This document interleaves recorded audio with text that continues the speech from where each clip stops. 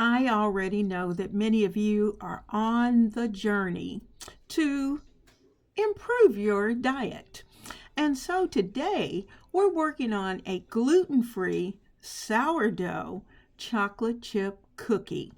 And our family loves chocolate chip cookies, and I'm sure your family does too.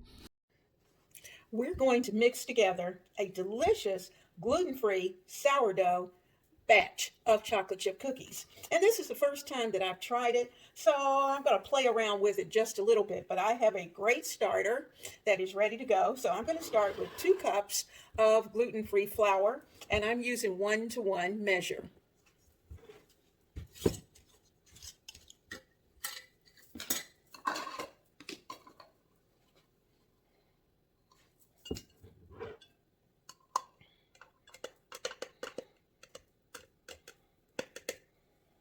I'm going to spoon the rest in because I don't want to overfill and I don't want to underfill.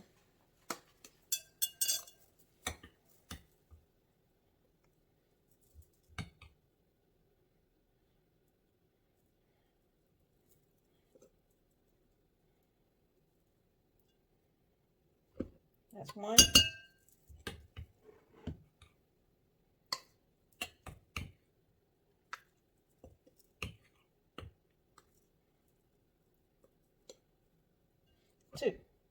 Two, and actually we're going to do 1/4, 2 1/4.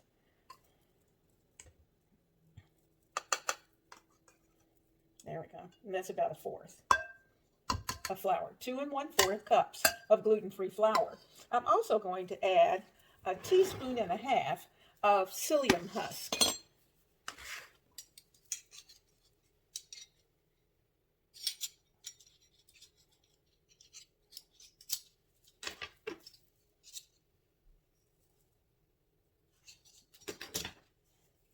Teaspoon and a half. So here's our half. I'll do that first. That's a half and sprinkle it out. And 1 1/2. Now I'm going to take my spoon and get it all well incorporated. We're using psyllium husk in place of xanthan gum. If your gluten-free mix has xanthan gum, then you won't need it. Or if you happen to have some xanthan gum, then you can just add 3/4 teaspoon of that. But I didn't. All right, I'm going to add in a teaspoon of salt. Let's get that. 1 teaspoon of salt.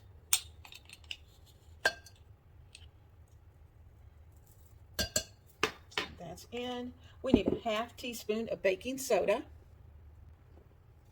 Let me just say, I make chocolate chip cookies all the time, but they're not usually made with sourdough, with a sourdough starter, and they're not usually gluten-free.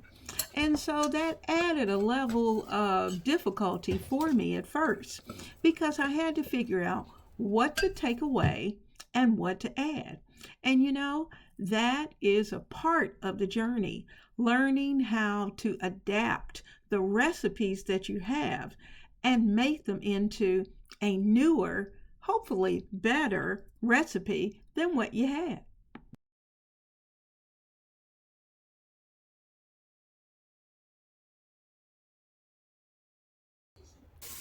This is the last of my white granulated sugar. And from there, I know I'm going to switch up and go to a more healthy sugar. But for now, I need to use this up because I'm not going to waste it. So we're going to add in 3/4 cup of regular granulated sugar. And then we're going to add in 3/4 cup of dark brown sugar. And I'm using dark brown only because I want the extra molasses flavor. And if you don't have dark brown sugar, it's okay. Use regular brown sugar.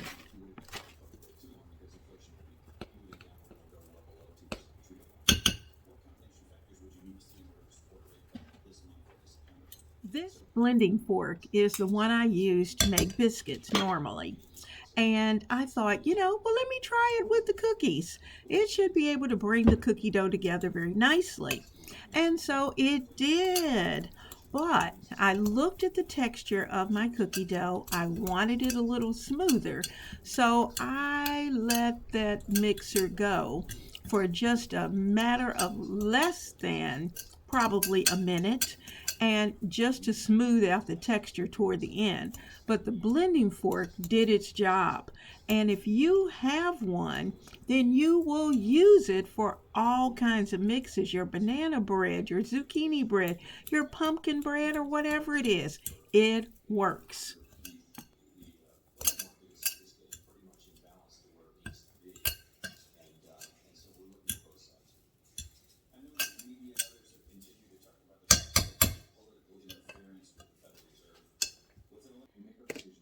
Did you know that I could have added a teaspoon of psyllium husk to 3 tablespoons of water, and that could have substituted for my egg? And that's per egg. 1 teaspoon of psyllium husk to 3 tablespoons of water, and then let it sit for about 10 minutes. But I didn't think of that. I had some eggs in the refrigerator, so I used the 2 eggs. You will never know how exciting it is when your science experiment finally works. And that's what happened with my sourdough gluten free starter. And I'm so excited to be able to use it today. Now, it has been out overnight and it bubbled over. You saw that. And I've got to clean off the jar before I can pour in our 1 cup of starter.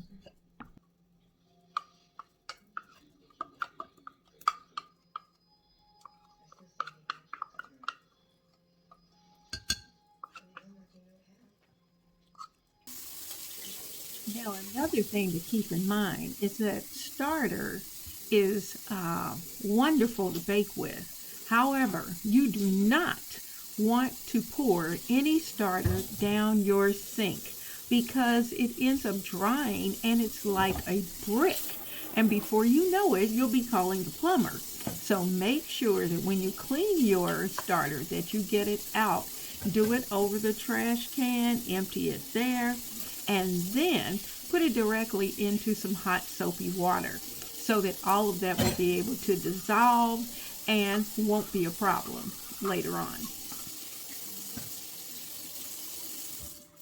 While we're making these cookies, I'm also sharing with you some of my tips and tricks along the way, as well as I'm sharing with you some of the kitchen tools that I use quite often in my kitchen for baking.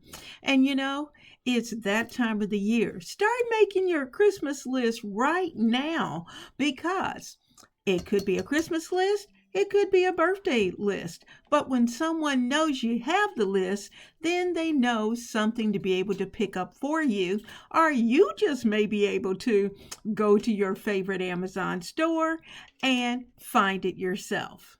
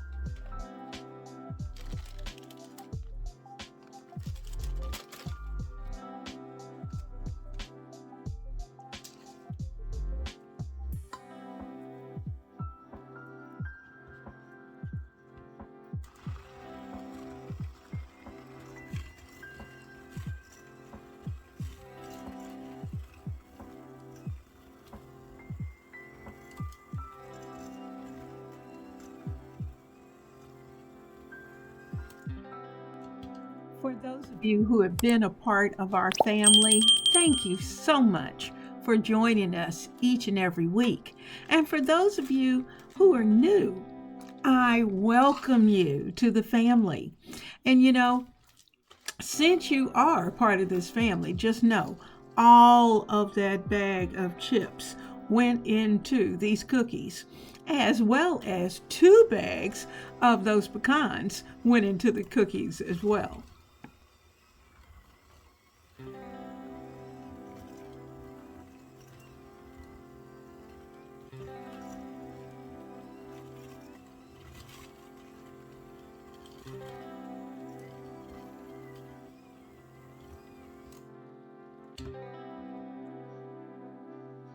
We're going to take our cookie mixture and we're going to put it into a plastic container with the top so that we can put it into the refrigerator for a couple of hours and it can really start to set up.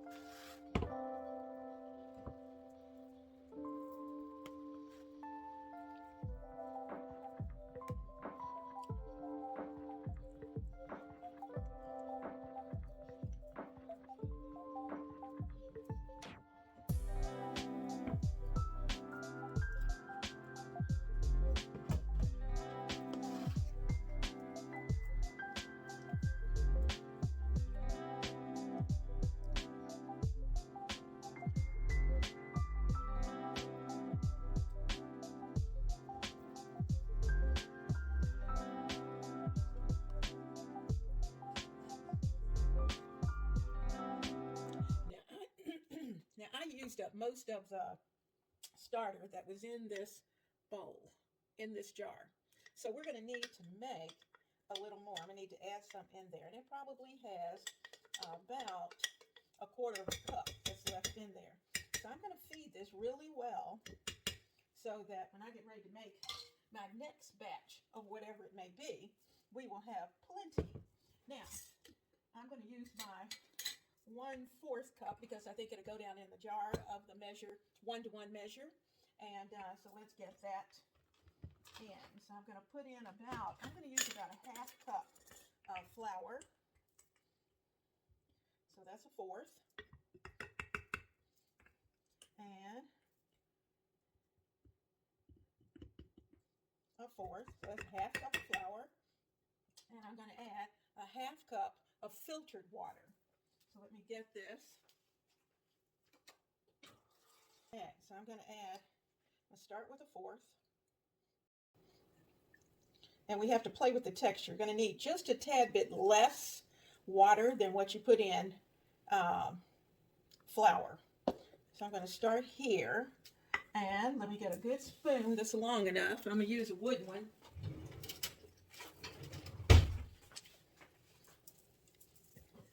We'll give us a real good mix. We want kind of a pancake batter, but not too thick and not too watery either. Actually, this is pretty good. I'm going to add just a tad bit more water, just a little more. Okay.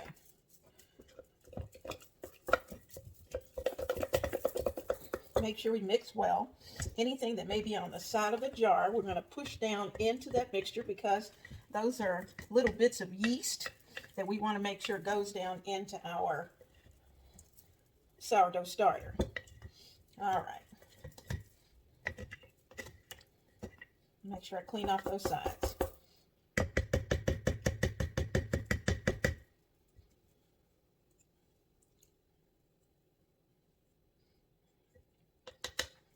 Okay. Let me clean up. It's funny how you end up with flour everywhere, no matter what you're doing. So I got the flour all cleaned up. I'm going to even have it over here on the counter, and I just cleaned the counter. Okay, let's pour up the flour, the 1-to-1. Okay, that's ready to be stored. And I have enough water, so we're good with that. Our cookies are in the refrigerator, and they need to stay in there at least overnight. And then tomorrow, we'll take them out and bake them. Okay, starter ready. Let me get a clean cloth.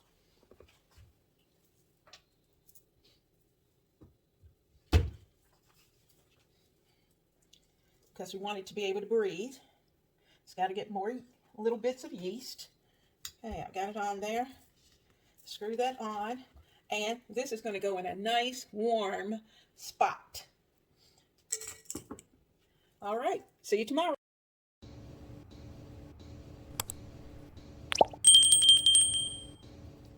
Hello, this is day 2, and I have a sheet of reusable parchment that I've placed into my sheet. I don't have a regular cookie sheet, so I'm just using a regular little flat oven pan that I'm going to be placing the cookies onto. They have been in the refrigerator overnight, and now it's time to scoop it out and start to put the cookies in place. So I'm going to get a scoop. I'm going to round them out, give them a little tap, and we're going to try to get about a dozen. The oven has been set on 350 on convect bake, giving it at least 2-inch span for it to expand, for it to grow.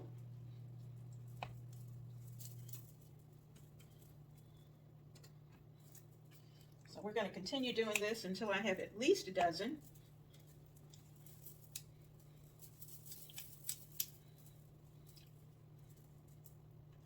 These chocolate chip cookies I know are going to be good. It's just a matter of doing it differently.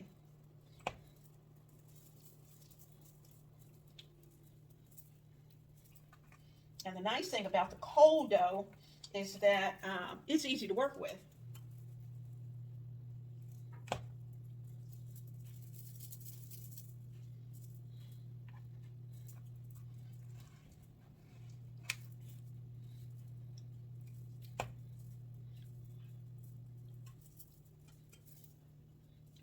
Yeah, you know, we could have added some additional things to these cookies, but I wanted to see just on a regular basis what they were going to be like just for the normal everyday chocolate chip cookie. And of course, in this case, they weren't quite the normal everyday chocolate chip cookie because this Southern girl had to add a few pecans in there because that's what the big guy likes. Likes those pecans.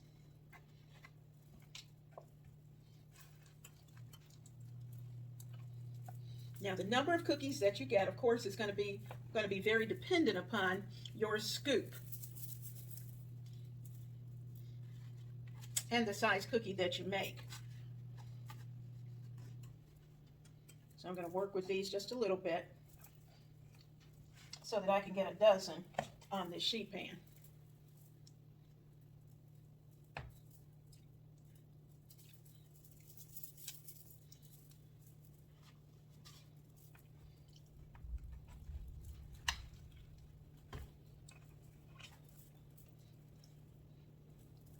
Trying to keep them as even as possible so that they'll bake evenly.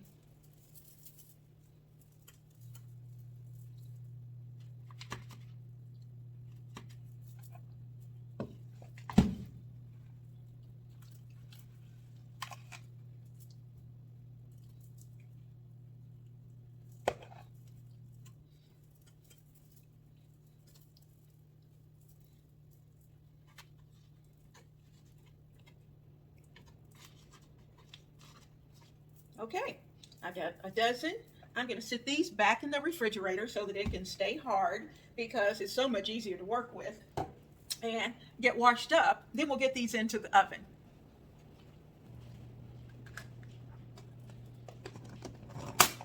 This is a great day to bake cookies because it's raining and just kind of nasty outside. So who wants to go anywhere. Let's get these in the refrigerator. All right, we're baking on 350 and let's say about 10 to 12 minutes.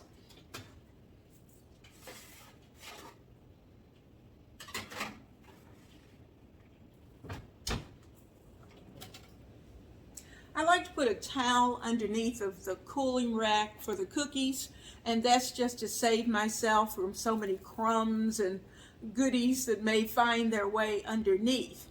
So we save ourselves by making sure that we plan in advance.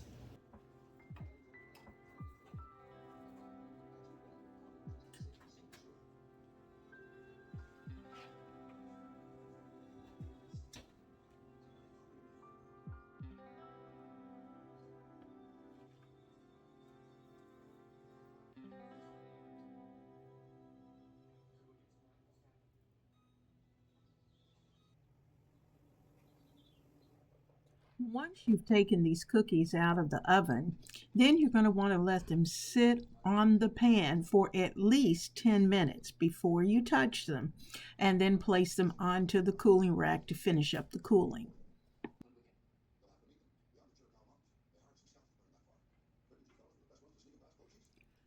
The cookies are gently brown on the bottom and just setting up on top. And it took about between 12 to 13 minutes for them to come out. And once I took them out, I let them sit for their 10 minutes, and now we'll put them on the tray.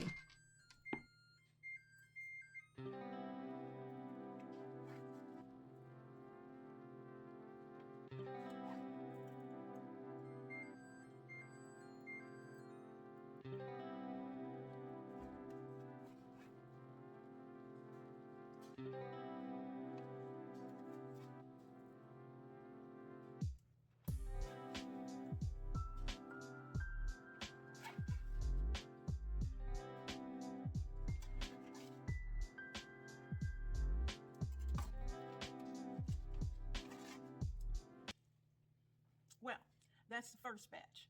And we're getting ready to pull out the dough so that we can make the second batch. Now, the reason for having to put the dough into the refrigerator in between is because of the fact that you do not want that dough to get soft. It's just like any cookie dough. You want to keep it nice and firm because it's going to be easier to handle when you're trying to put it on your baking sheet. So let's get the next dozen done.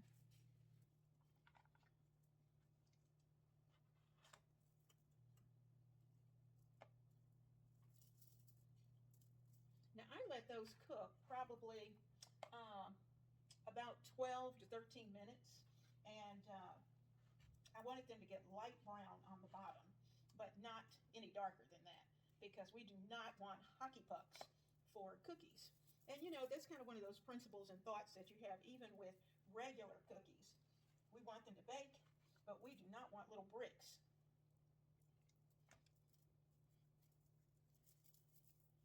And they did not spread a lot. So we'll see. I haven't tried one yet. I'm gonna get these in and then we'll try one and see how the flavor is. Because I tried to stick pretty close to my regular chocolate chip cookie recipe and just change out some of the ingredients.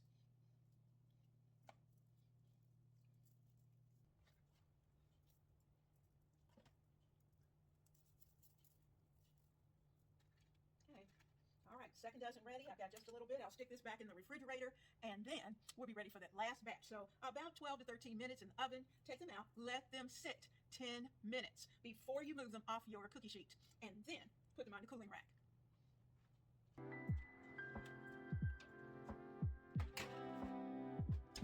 Set the timer for 13 minutes.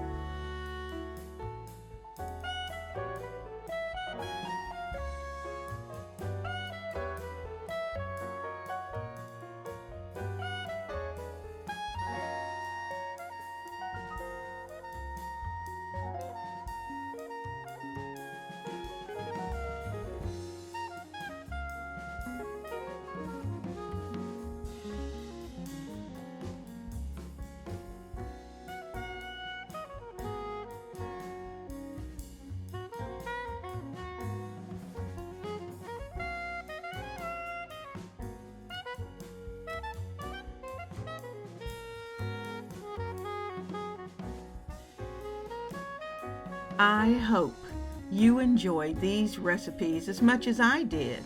And I hope you enjoyed spending the time in the kitchen because it's always a lot of fun. Now, these recipes are healthy, delicious, easy to make, and you know what? So good for your family. Now, if you like this video, please give it a thumbs up and share it with your friends. And don't forget to click that subscribe button if you are not a member of the family. And if you want more healthy and delicious recipes, come back. Be right here to Ebony, Ivy, and Thyme. Thanks for watching and happy cooking.